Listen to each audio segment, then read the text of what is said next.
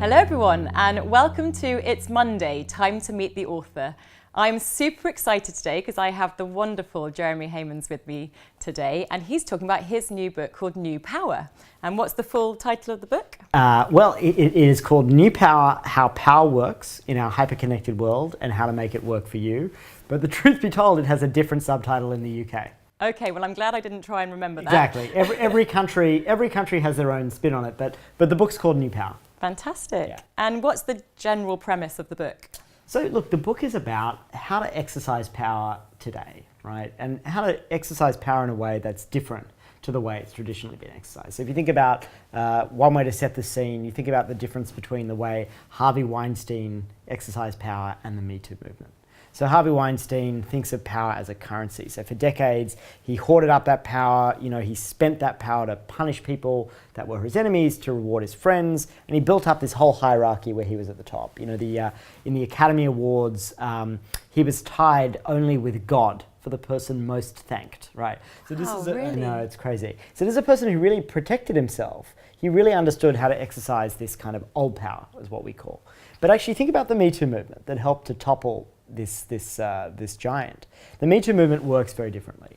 This was a power that was made by many, and it was the fact that one person spoke out that enabled the person next to them to speak out, that created this whole chorus of voices. There wasn't one leader at the top of a hierarchy. There were these many leaders who emerged to take on this mantle, and that movement was decentralized. The analogy we use is, rather than working like a currency, like old power does, it worked like a current. It surged across the world. It moved from place to place, from industry to industry. In France, Me Too became "Denounce your pig," which was very French. In each place, different people took up its energy and tried to harness it. So the thing about New Power is, it's this essential skill of the 21st century, which is this ability to harness the connected crowds that now live all around us, that are such a big part of our daily lives. And the question is, the people who can figure out how to harness that energy are the people who are coming out on top, for better and for worse. So is the power the individual, or is the power the person that starts the movement? It's really both. I mean, I think it's really about those people who know how to empower others in such a way where they can get their goals met. And so you see great versions of this and you see really scary versions of this. One of our big arguments in the book is that it's really important we all learn these skills. The people who are on the side of the angels, the kinds of people that we hope are watching this video, they need to claim these skills. They need to learn how to build movements, how to spread their ideas, how to create these new kinds of communities. Mm-hmm. Because if we don't do that, then the people who are trying to spread hate and misinformation, they're doing it already. So it needs to be used in a positive way. Exactly. And what inspired you to write it? Well, I've been an activist all my life from a very young age. So I've always been fascinated with, how do you get people mobilized and inspired around the biggest problems in the world? And so what I saw as a person who'd started my activism as a teenager, or even younger than that, and I was using fax machines because that's all I had, right? So I was organizing fax campaigns to world leaders. Now, there wasn't very much that I could get done with a fax machine. And having seen the whole arc over the course of my life and my career of how now, the kids these days, they just have these incredible tools of participation in their hands. They're so empowered. Think about those kids in America right now, the Parkland high school kids who've risen up on the issue of gun violence. Fantastic. These kids just understand how to mobilize people. It's in their blood. They've grown up with that. And that's such a powerful skill today. And so this book is about teaching everybody this set of skills, whether you're starting a business, or you're an activist, or you're the local dentist trying to spread the word in your community around healthcare. These are all situations in which you need new power. And do you give people tips and tools on how to use the power within the book? We do. It's really practical. We try to really say, okay, if you're trying to spread an idea today, what are the elements of that? If you're trying to get an idea out there, because in the case of ideas, people used to just drop their ideas down on top of people. So if you happen to have access to the television or whatever, sure, you could make the perfect ad or the perfect soundbite and people would listen to it. But in a world today where we're all capable of spreading a message, it looks different. I mean, we use this very simple example in the book of the ice bucket challenge. You remember that a few years ago, right? I remember pouring the ice on Right, my head. exactly. So you would remember this, right? And so, we all did it. It was, you couldn't avoid it really if you remember that summer. Like everyone was doing it. And it had these 3 characteristics that we break down in the book. The first, it was actionable. So the action that you were asked to take was make this video, right? And so everybody could take an action. It wasn't just a message that you had to listen to. It was something you could do. The second thing was it was connected. So I bet at the end of your video, Holly, you challenged someone else, right? I think it was my dad. It was your dad, right? Yeah. Exactly. Whoever would be most embarrassed, right? So you challenged someone else to do it. And this was this wonderful mechanism that made it spread, right? Because it connected you to the next person who did it. And it made everybody who did it feel like they were part of this much bigger thing. And then the third element is what we call the idea must be extensible. And what I mean by extensible is you can change it and adapt it and make it your own. So I bet your video is different to your dad's video, right?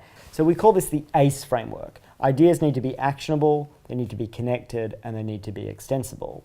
And if you look at Me Too, if you look at the Ice Bucket Challenge, and even if you look at what some companies are doing to spread their brands and products, they've got these 3 elements in common. Everyone's trying to spread the message nowadays, and actually Exactly. I've just written a book as well about That's right. about businesses doing purpose correctly. But it's really interesting to have that sort of idea in the head of how you do spread these messages and get a momentum going. That's right. And I mean, your book is about businesses really creating a sense of purpose around what they do, but you can't do that from the top down, right? You have to be able to get your employees and your consumers to own that message in their own way. And the more you try to dictate that from the top down, the less effective that will be. So I think your book really makes that case, I think, very strongly. And individuals really do have power in their pocket with their phones. They really do. So who do you think's winning the battle of new power currently? Well, I'm an optimist by nature. In 2018, the battle is pretty pitched, right? You think about climate change, right? An issue that you care about as well as me. That's a great example where the climate deniers are spreading misinformation using new power. They're being very effective. And the climate scientists, in our view, they need to get with these new power ideas, because it's not enough anymore just to have the facts on your side. It's not enough just to have the truth on your side. You have to also be able to spread your idea, to mobilize people around what you do. So from our perspective, our mission with this book is getting the doctors fighting the anti-vaxxers, the climate scientists debating the deniers, all those people trying to build a better world. They need to learn how to do this. Because otherwise, similarly, people building these purpose-driven businesses, I want those guys to master this before the people who are only interested in extraction. It's sharing that message and really far and wide, isn't it? Exactly, yeah. So what do you think leaders of tomorrow should prepare for, which is different from today? So Lady Gaga's a really interesting kind of celebrity, because most celebrities make it all about them. But actually what Lady Gaga's done is build a community of her fans. She's one of the most followed people in the world, She is. She's very effective, right? She's got incredibly passionate fans who really believe in her. She can count on those fans to mobilize around her. But the way she's achieved that is she's created this community of little monsters, and this is what she calls her fans. So, Justin Bieber's fans are called Beliebers, right? But it's really about him, right? It's about believing in Bieber. Whereas for Lady Gaga, it's actually about the fans. So Lady Gaga's the star who actually has tattoos of her fans on her, rather than the usual thing, which is her fans have tattoos of her. Yeah. So she's done this thing where she's really invested in helping her fans, many of whom are young gay kids, kids who are at the margins of society, giving them an identity, giving them community that isn't just based on her, but it's actually helping her fans connect with each other and support each other through the things that are difficult about their lives. So I think she's a really interesting model, again, for even someone with that much celebrity. We all have different ways of leading, and I think it's worked out really well for her. How does this all apply to business? Well, look, we're seeing all of these businesses emerge that are mastering new power. Think about Airbnb. So this is a business that's built on new power. They've found a way to get all these people coordinating with each other. It's fascinating that in the book we describe how Airbnb managed to get its hosts to knock on 250,000 doors in San Francisco in order to help it win this fight it was having with the San Francisco government. Now, imagine Hilton Hotels being able to rally its guests in its lobbying fights. It would never happen, right? So there's this ability, these companies that are building these online communities and that are really cultivating those communities. It's a really powerful asset. The other thing I think worth thinking about is the companies and products and services that are giving people a way to participate, to really own the product with them. Those are the ones that are hugely successful. You know, we tell the story of a British company called Brewdog. It's a beer company. You know Brewdog? Yeah. They're a lot of fun, right? Run by these ragtag Scotsmen. But what they did so effectively was they brought the crowd into every aspect of their business, right? So rather than getting a lot of funding from traditional banks and other sources, they created this idea of equity punks, and they asked members of the public to basically fund the growth of the business.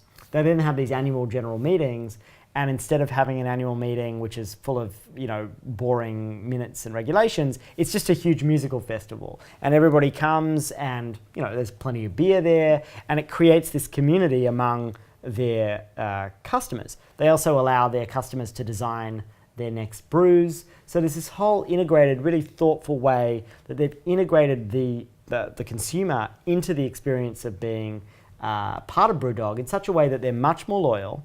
They were able to get fantastic terms from the crowd for those investments that they did. And it's become this kind of cult brand. So what all of these companies are doing is they're getting a real premium by giving people a way to participate that makes them feel like co-owners and therefore makes them value the product or the service more. And when you combine that with a sense of purpose, as you describe in your book, and when you combine that with a great product, you can build what we call this participation premium. And so in the book, we lay out in very practical ways, how an ordinary entrepreneur or a business person can use some of these new techniques. I was actually going to say as well, it's very similar, our books, with the purpose-driven business really helping drive businesses to do better, not only for their bottom line, but through other ways, just like you're saying, can do better for the world as well. Exactly, yeah. Our books are like brother and sister. So just final comment, really. Yes. When you were 8, you managed to get yourself an International Peace Prize, which is absolutely phenomenal. My co-authors are just as amazing as you as well. Mark and Craig, amazing. Mark and Craig, amazing guys. Do you all come from space? Are you aliens? Like, literally reading your bios, I'm like, oh my God, these people are so super impressive. Well, I don't know. I was a strange child, let's be honest. I had this idea that even at age 8, I could change the world.